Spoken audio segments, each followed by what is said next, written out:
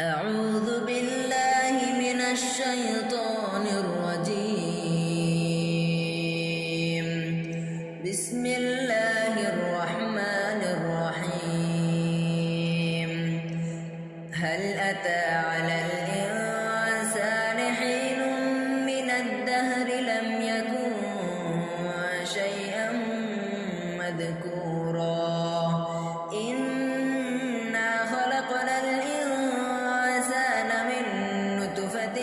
أمشاج نبتليه فجعلناه سميعا بصيرا إنا هديناه السبيل إما شاكرا وإما كفورا إنا أعتدنا للكافرين سلاسل وأغلالا وسعيرا الأبرار يشربون من كأس كان مزاجها كافورا عينا يشرب بها عباد الله يفجرونها تفجيرا يوفون بالنذر ويخافون يوما كان شره مستطيرا ويطعمون الطعام على حبه مسكينا ويتيما وأسيرا إنما نطعمكم لوجه الله لا نريد منكم جزاء ولا شكورا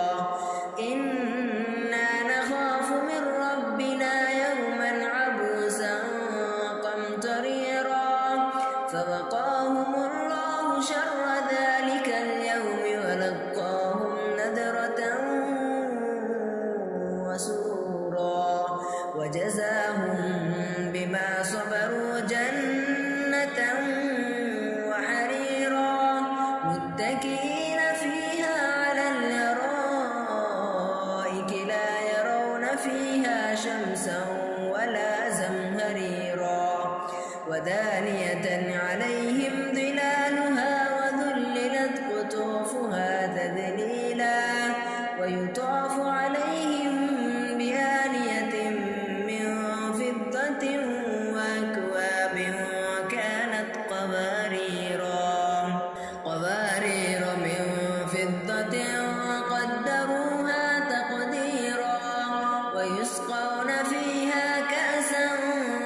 كان مزاجها زنجبيلا عينا فيها تسمى سلسبيلا ويطوف عليهم ولدان مخلدون إذا رأيتهم حسبتهم لؤلؤا منثورا وإذا رأيت ثم رأيت نعيما وملكا كبيرا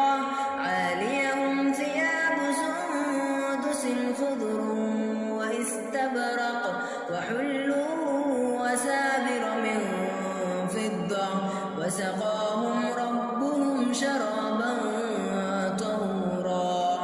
إن هذا كان لكم جزاء وكان سعيكم مشكورا إنا نحن نزلنا عليك القرآن تنزيلا فاصبر لحكم ربك ولا تطع منهم آثما أو كفورا واذكر اسم ربك بكرة وأصيلا ومن الليل فاسجد له وسبحه ليلا طويلا إن هؤلاء يحبون العاجلة ويذرون وراءهم يوما ثقيلا نحن خلقناهم وشددنا أسرهم وإذا شئنا بدلنا أمثالهم تبديلا إن هذه تذكرة فمن شاء